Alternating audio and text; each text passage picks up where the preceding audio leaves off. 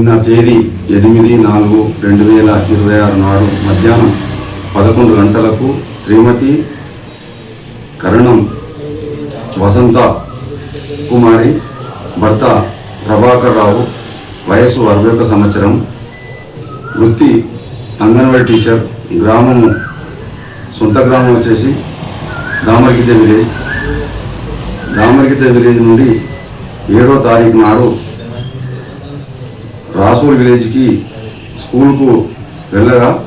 అక్కడ ఒక 5 మంది ఉండి నాకు మీ భర్త డబ్బులు ఇచ్చేది ఉంది, మా డబ్బులు మాకు ఇవ్వండి అని నన్ను అడిగితే నేను మా భర్తకు అడిగి తర్వాత చూస్తాను అని చెప్పగా మీరు ఇయ్యరు డబ్బులు అని చెప్పేసి తాడు తీసుకొని చెట్టుకు కట్టేసినారు అని చెప్పేసి పోలీస్ స్టేషన్కి వచ్చి దరఖాస్తు ఇవ్వగా కేసు నమోదు చేసుకొని దర్యాప్తు చేస్తున్నాం.